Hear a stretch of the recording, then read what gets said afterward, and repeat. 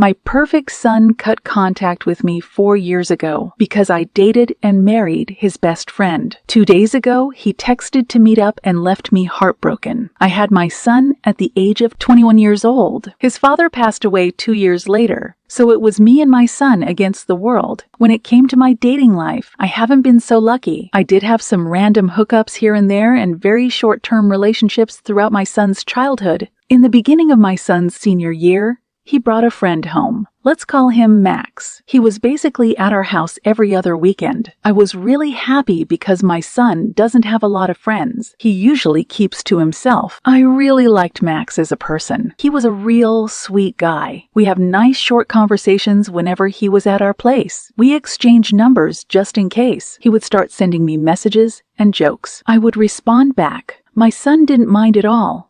After 4 months of coming to our house, Max texts me he wants to meet up for coffee out of nowhere. I texted him if it was something urgent or about my son. He responded by saying it's something important. I was curious, so I decided to meet up with him. When I met up with him, he looked very nervous. I asked him what was the meeting about. He told me I can't tell my son about it. He then confessed to me that he was developing feelings for me. I was taken aback by this. I told him that while I was flattered, I had to think about my son. He pleaded with me to just give him a chance. It was so long that I found somebody interested in me like that. Max was already 18 when he was introduced to me, and he was a very handsome man. I said yes, but with the condition that it would be only casual dating and my son doesn't have to know about it. We met up the next week at his place. I told my son I was going out with my friends. After an hour into the date, we slept with each other. Then we promised to meet up in the close future. Our meetups became very frequent, and as such, our relationship grew stronger. I was beginning to fall in love with Max. We learned more about each other. Max was becoming my main source of joy. I wanted the weekend to start early just to be with Max. It was hard for me to pay attention to anything else in my life. Looking back,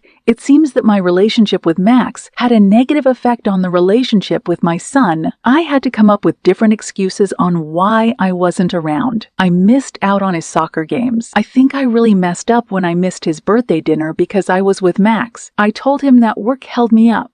It was a week before my son's flight to college that I got a text from Max that my son found out about us. I got it in the middle of work. I was scared to go back home. When my son arrived home, he never uttered a word about the situation. He just pretended that nothing ever happened. He seemed very cold to me, never looked me in the eye, and gave one-word responses. When it came to dropping him off, he didn't even give me a hug or even look back at me when it was time for the flight to even wave goodbye. When I drove back home, Max's car was in my driveway. It was the first time I saw him ever since I got that text from him. I saw he had a black eye and a broken nose when he stepped out of his car. We hugged each other tightly. I cried in his arms. Once we stepped in my house, I told him how bad I felt to what I did to my son. The worst part was I wasn't sad my son was leaving, but relieved instead. Max comforted me in saying he's just as much at fault for this situation.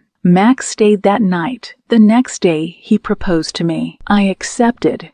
It's been 4 years now. Max and I have a 2-year-old daughter. He works as a mechanic. The airport was the last time I saw my son. He blocked me on everything. I asked his grandparents if he ever contacted them. His grandfather told me that my son told them everything. He said he will take care of my son, but he told me to never contact my son or them again. 2 days ago, I got a call from my son that he's going to be in town and he wants to meet up in person this Friday. I said yes. What should I do or say when I meet him? Update. I went to meet up with my son without Max or my daughter. It was at a local coffee shop. I found him sitting in one of the booths at the coffee shop. He was on his phone. I was really scared. A part of me wanted to tackle him with a hug and beg for his forgiveness. Another part of me wanted to leave before he noticed me. I said his name to get his attention. He didn't even leave his seat. He just looked at me and said hi. I asked if I could sit. I started asking about how he is doing. He said he was fine.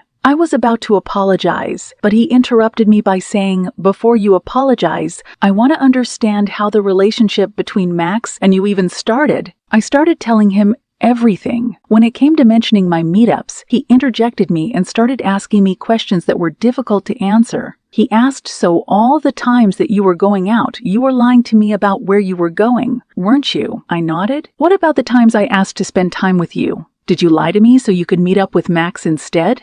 I started tearing up. It was hard being there. Did you miss out on events to be with Max? What about my birthday? That's when I started crying. He told me to save my tears. He said he figured that out soon after he learned about the relationship with Max. He just wanted to hear it from me. He then asked me if I was still with Max. I told him I was married to him, and I have a daughter with him. He seemed to need a minute to process that. Then he started speaking. He told me he never had an issue with me dating or meeting someone. In fact, he hoped I found love. He understands that I needed companionship and a type of love he couldn't offer as my son. He told me throughout all these years he felt conflicted because both Max and I were both consenting adults, and adults have a right to find happiness. My son admitted he shouldn't have beat Max and was glad he didn't press charges. He said despite all of that, there were some things that he can't get over. He told me he can't get over the fact that I didn't take him into consideration when it came to pursuing the relationship. It was also hurtful to realize that I would value a romantic relationship to the point of being willing to throw away a close relationship with him for it. If I had the attitude of being done raising him and finally pursuing my own life, then that's valid,